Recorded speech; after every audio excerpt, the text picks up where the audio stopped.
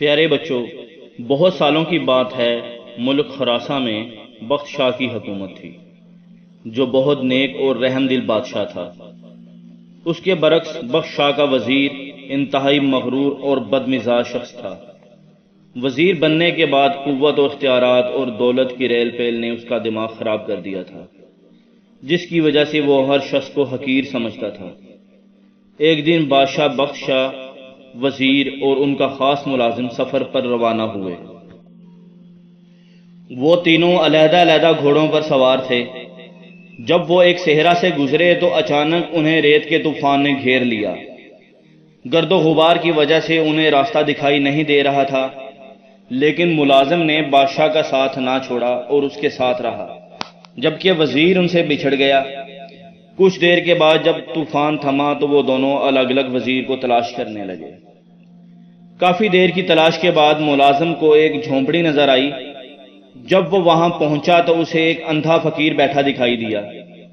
ملازم نے اس سے انتہائی بدتمیزی سے پوچھا، اندھے، کیا تو نے اس طرف کسی گھوڑ سوار کے گزرنے کی آواز سنی ہے؟ فقیر نے جواب دیا، نہیں بھائی، مجھے تو کچھ سنائی نہیں دیا۔ ملازم یہ سن کر آگے بڑھ گیا۔ تھوڑی دیر بعد وزیر بھی اپنے ساتھیوں کو تلاش کرتا ہوا ادھر سے گزرا۔ جھونپڑی دیکھ کر وہ بھی رکا اور اس نے فقیر سے پوچھا، او فقیر، کیا تو نے یہاں سے کسی آدمی کے گزرنے کی آوازیں سنی ہیں؟ اس نے وزیر کو بھی وہی جواب دیا جو ملازم کو دیا تھا۔ وزیر بھی وہاں سے آگے بڑھ گیا۔ کچھ ہی دیر گزری تھی کہ بخت شاہ بھی اسی جھونپڑی کے پاس سے گزرا۔ فقیر کو دیکھ کر گھوڑے سے نیچے اترا، پہلے فقیر کو سلام کیا، اس کے بعد انتہائی ادب سے پوچھا، شاہ صاحب، کیا آپ نے کسی گھوڑے کی آواز سنی ہے؟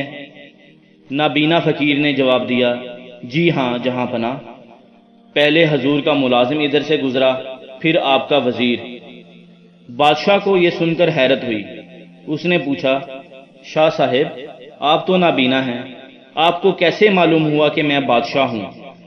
اندھے فقیر نے مسکرا کر جواب دیا، عالی جاہ، آپ کے ملازم نے مجھے اندھا اور آپ کے وزیر نے مجھے فقیر کہا، حضور نے مجھے شاہ صاحب کہہ کر مخاطب کیا، لہذا گفتگو اور لہجے سے میں نے اندازہ لگا لیا کہ کون کس مرتبے کا ہے۔ بخت شاہ فقیر کی باتوں سے بہت متاثر ہوا اور اسے انعام و کرام دینے کی کوشش کی، لیکن فقیر نے لینے سے انکار کر دیا۔ بادشاہ فقیر کی جھونپڑی سے رخصت ہو کر محل میں پہنچا، جہاں ملازم اس کا انتظار کر رہا تھا۔ اس نے اسے فقیر سے بےسودہ انداز میں گفتگو کرنے پر سرزنش کی۔ اس دوران وزیر بھی محل میں پہنچ گیا۔ بادشاہ نے اسے بھی نابینا فقیر سے ہونے والی گفتگو سے آگاہ کیا۔ پھر دونوں کو سمجھایا کہ اعلیٰ مرتبے یا عہدے کے نشے میں کسی انسان کو کمتر اور حقیر نہیں سمجھنا چاہیے۔ یہ سب کچھ اللہ تعالیٰ کا دیا ہوا عطیہ ہے، لیکن یاد رکھو، اگر خالق کائنات اگر کسی کو کچھ دیتا ہے تو وہ اسے واپس لینے کی بھی قدرت رکھتا ہے۔ ویورز کمنٹس میں بتائیے کہ ویڈیو آپ کو کیسی لگی۔ اچھی لگی ہے تو اسے لائک اور شیئر کر دیں، اور اگر آپ چینل پہ نئے ہیں تو پلیز اسے سبسکرائب کر دیں۔ نیکسٹ ویڈیو کے ساتھ حاضر ہوں گے، تب تک کے لیے اجازت، اللہ حافظ۔